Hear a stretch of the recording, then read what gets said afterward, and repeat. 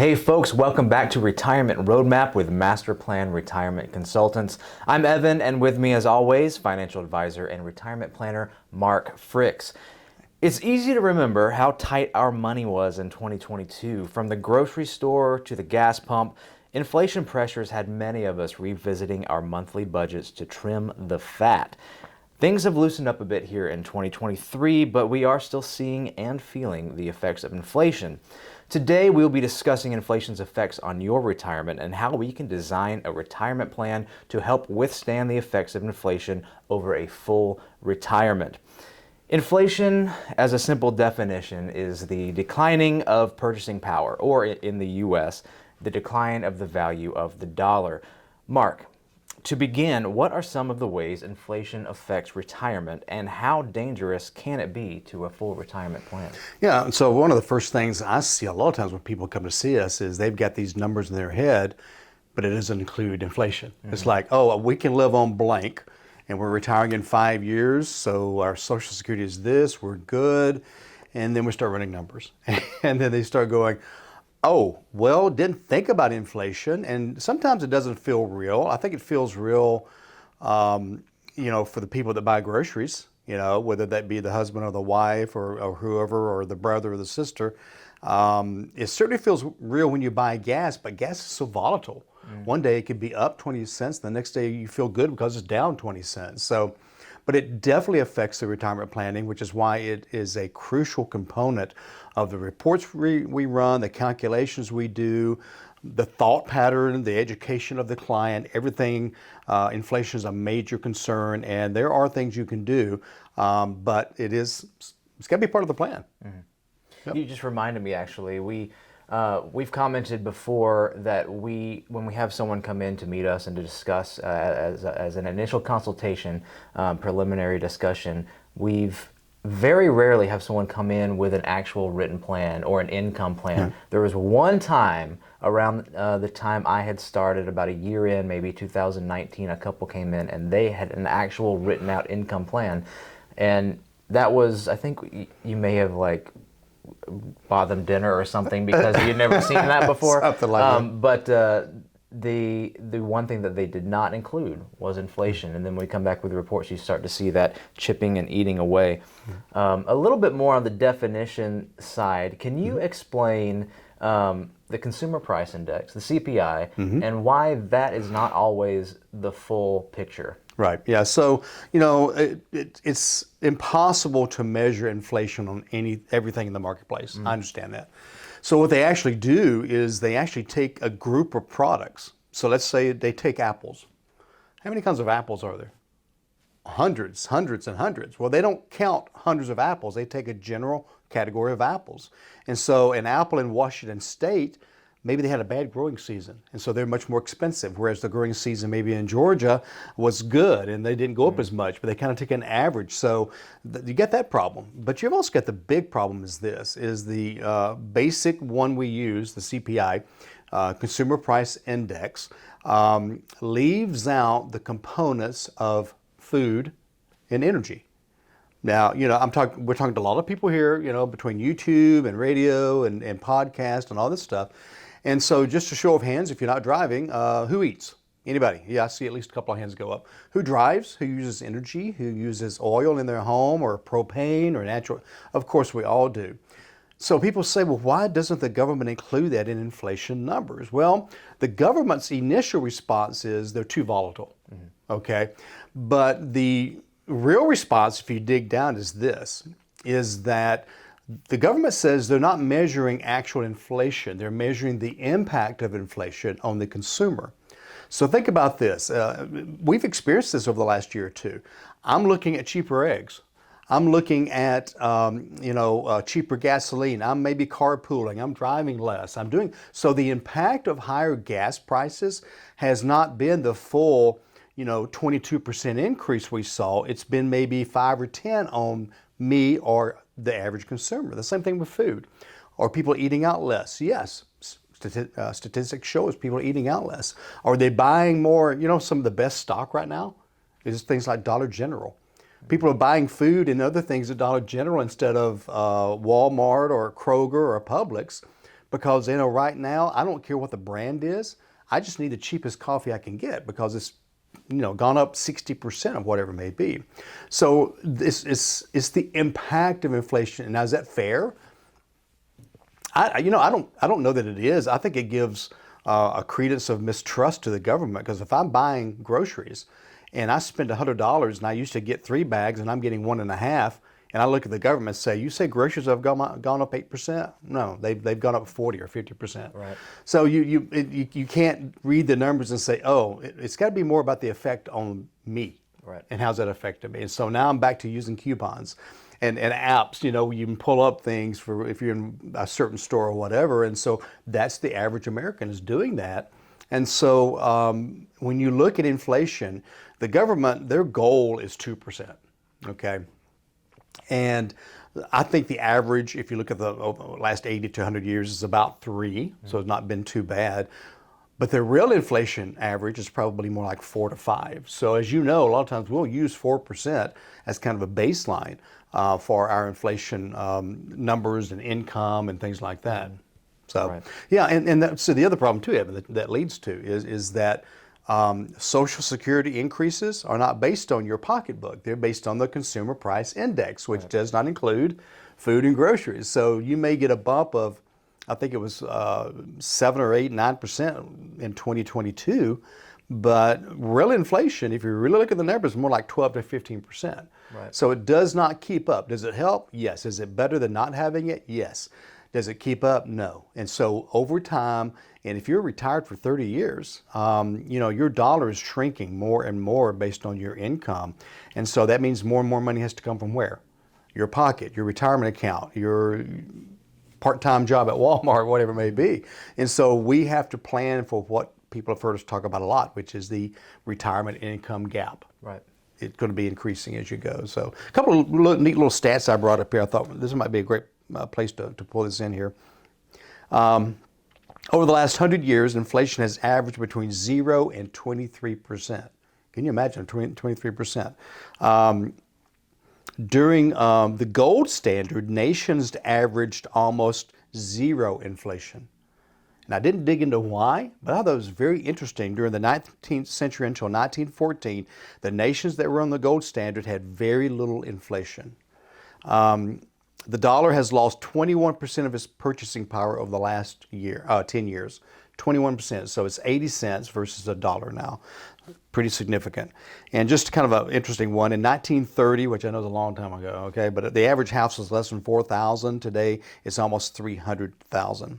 Okay, so it's real. It's funny, Evan, I've told you this story. I know you've heard this story told to clients before too, but I had a colleague that was telling me about one of their clients that came in, and they were talking about inflation, and the guy said, "Nope, no such thing as inflation."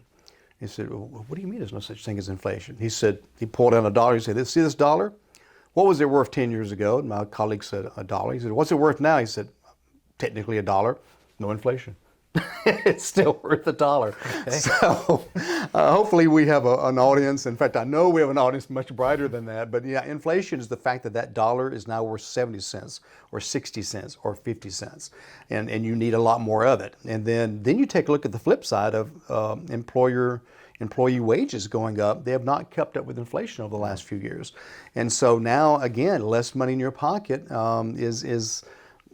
causes you to either get a second job or buckle down or put off those projects or whatever it may be. Yeah, so you covered really perfectly my second point about income streams in retirement. So as we all know, one of the biggest focuses is replacing your paycheck, right? So that you can retire. So that first nearly universal income stream for all Americans is Social Security. And as we know, there is a cost of living adjustment or COLA adjustment to attempt to keep up with inflation. But as we also know, and as you mentioned, it tends to lag a point or two behind actual inflation in average times, right?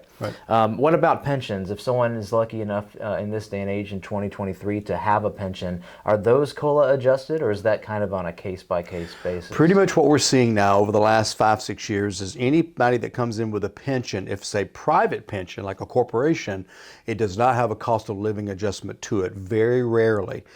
Most of the government pensions still do, like the FERS, which is the federal government pension plan. It has a cost of living. Again, it doesn't keep up with inflation.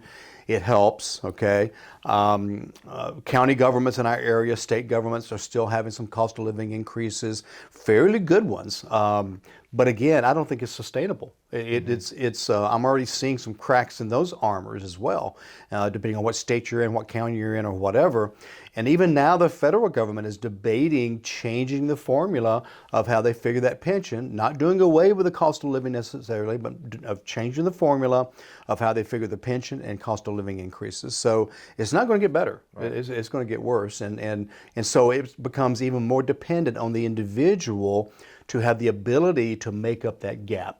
And of course, as you know, Evan, our job is to help maximize that gap filler, but it's still going to be more and more reliant on the consumer. Okay, so in times of higher inflation in those seasons, the pragmatic retiree may very simply say, okay, time to look at my budget and let's tighten up the purse strings as it were in this season. Mm-hmm. But what about the person that says, I worked my entire life so that I wouldn't have to worry about money in retirement? What are some of our answers to creating a plan?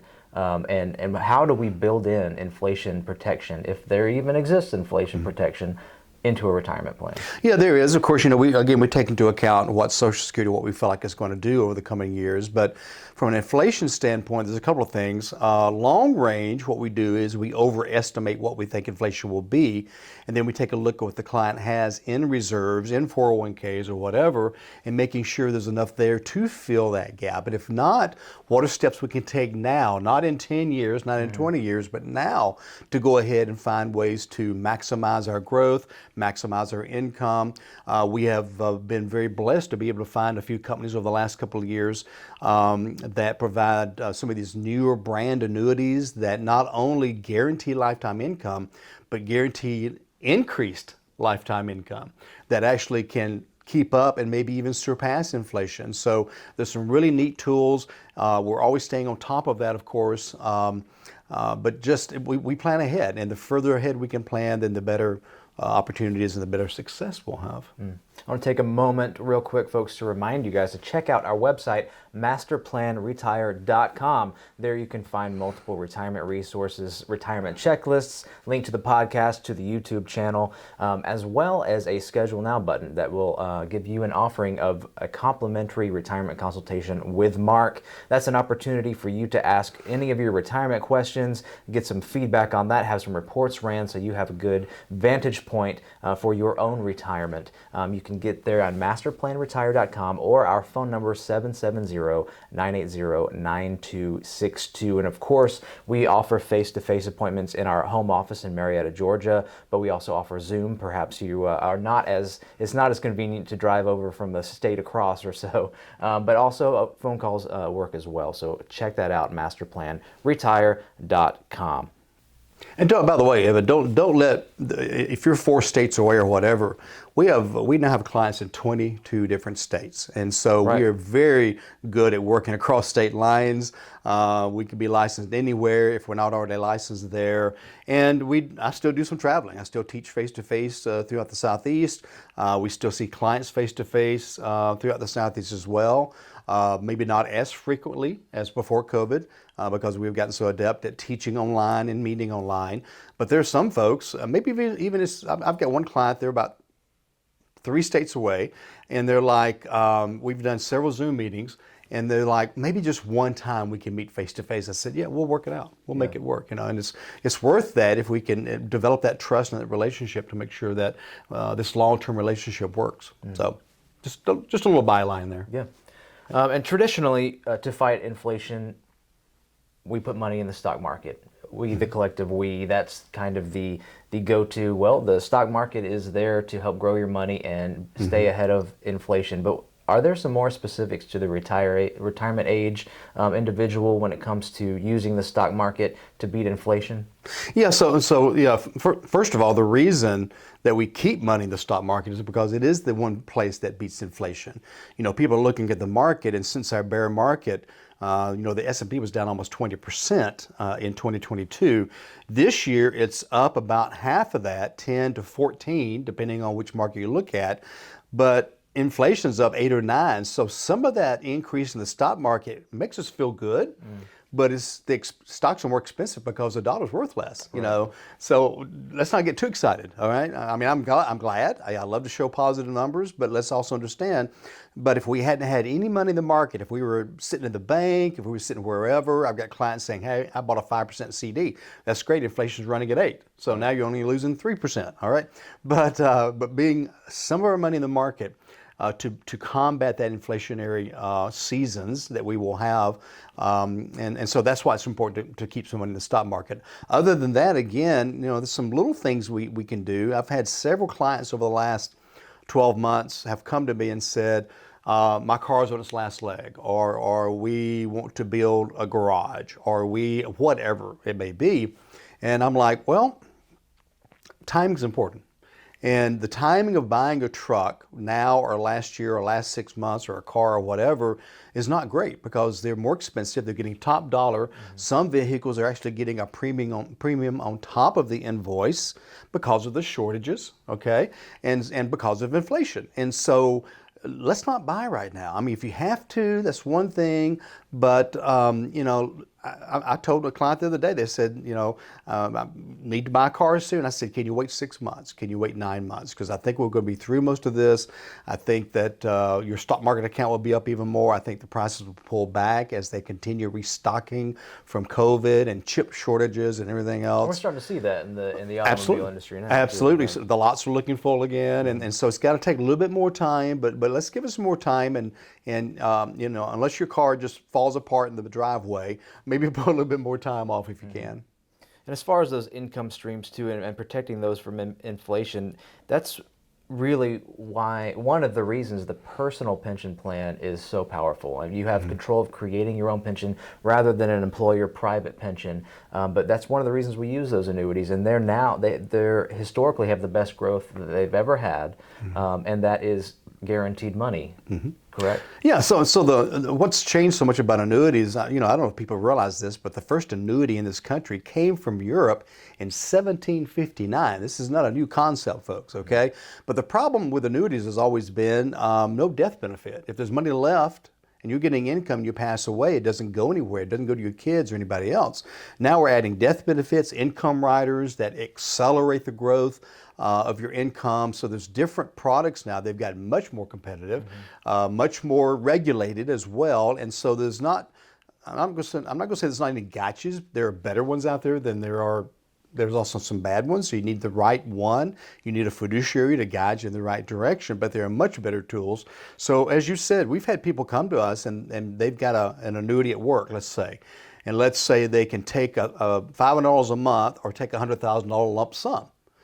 Well, many times after looking at the numbers, we'll take the lump sum because it's in their control. They don't have to turn it on now. They can try to get some growth out of it first. And if they pass away, it can go to kids and grandkids. Whereas the annuity at work, many times, except for a spouse, it can't go down the line. Not every time, but most of the time, there's very little beneficiary availability. And so you want more control. So we call those, as Evan said, a personal pension plan. It's your own pension plan. You own it, you control it, you do with it, you grow it as you want to grow it, all of that. So it's a very powerful tool that we use with a lot of our clients. It seems like more than any time, at least in my lifetime, is a call for retirees to be more self-sufficient than they've ever been. Times of being able to rely on external sources, be it the government or pension plans or 401ks and stuff like that, are becoming more and more limited, and requires us to really be more strategic in how we plan out our retirement and where that money is going to come from. And the personal pension plan is a perfect opportunity or an illustration of that point. You create your pension. You are in control of what that money's doing and when it comes out, how it comes out. It's a huge part of what we do. And just a side note, and we've got other episodes about what we call the LRP or the IUL policy, and that's kind of the same. You can enter that into a similar concept of self-sufficiency that goes down the whole pathway concept of becoming your own banker and all that. That's a whole another conversation. But that's becoming more and more important as the times continue to change. Really, Evan, that's why holistic planning fiduciary firms like ours are becoming so important, so popular. We've got so many people referring so many people to us, so many folks attending classes because they are realizing that just like the health field a few years ago, people learned I got to take some of my health into my own hands. I got to get to the doctor. I can't just Google something. They're also saying I've got to get my finances in my own hands too. It's my responsibility. You know, the government's got a little bit here and a little bit there, but then, I'm sorry, they can't take care of everybody. The money's not there. Right. There's not enough taxpayers to pay. Already, you see Social Security. The possibility of it being underfunded by 2032, 2033. So the money is not necessarily there. And you know, Evan, we hear about taxing the rich. If you triple the tax on the top 5%, it still would not cut into the deficit more than about 15%. So that's not the key. The key is becoming more self-sufficient, getting the right kind of help, you know, taking the bull by the horns, whatever else you want, whatever, you know, slogan or saying I can do, but just take responsibility for your own lives and creating that legacy for future generations as well. How about precious metals for combating inflation? Precious metals, again, are pretty much like any investment. They're not magical. You look at the long term, they earn like 6 to 9%. But what's great about them is when times get tough, they rise quickly. And when do times get tough? Well, when inflation is higher, because when inflation gets higher, what happens? The economy starts slowing down, the Fed starts slowing, putting the brakes on the economy, and we saw gold go up by a few $100s an ounce a couple of months ago. So precious metals plays a role in hedging against market losses which occur because of inflationary times. So again, it's another tool, and we could probably talk about 6 other tools, but those are some of the more important ones that just to kind of give you an appetite of, hey, there is something out there that can help me. We only have about 2 minutes left, so before we jump into that, we do hear a lot of people asking us about Treasury inflation-protected securities, the Treasury securities. TIPS, as they're known. Sure. Any comments on this? Well, they're fine, but you can only buy, is it $10,000 a year? I believe so, TIPS, yeah, per person. So a husband and wife can buy 20. So you're not going to put your entire savings in there, but I think if, you know, they were paying 8 or 9% last year. Had several clients put $10,000 and $20,000 into them. That's fine. Just understand they're not very liquid, and they are taxable. But yeah, if you could still get one and you got an extra $10,000, absolutely buy one, and then in 10, 20, 30 years it'll be worth, you know, a good bit more. All of that profit's taxable, okay? And again, you're very limited on how much you can buy, but nothing wrong with those at all. Yeah. And this this might be a bad question right now because it might open up a whole new conversation. But what about cash or income producing assets like real estate, rental properties, things like that? Not bad to have that as part of what you have. Just understand that if I've got a rental house, there's no guarantee that it's always going to be worth more. Look at 2008 through 2011. You know, property rates dropped by a third or more, give or take the area. And sometimes there are times in economic times when you can't get a renter. So they're not perfect, but it can be a great part of of a good portfolio. I guess it comes down to diversification after all. Absolutely. A little bit of everything. Yeah, that's perfect. Right. Well, thank you so much, folks, for joining us today. We hope that this was an insightful episode for you. One more reminder, check out our website, MasterPlanRetired.com. There you can find multiple retirement resources, as well as links to this episode and other episodes via YouTube or our podcast. Again, feel free to check out your complimentary consultation with Mark Fricks. Schedule that now on our website under the Schedule Now button. It's that simple. Check out his calendar, find a time that works best for you, or give us a call here in office, 770-980-9262. Mark, any parting words today? Hey, just look forward to talking to you, seeing you soon. Sooner or later, take advantage of the complimentary consultation. There's no obligation, and we'll run several reports for you, show you where you're at. But until we see each other again, remember, plan well and prosper. Take care, everybody.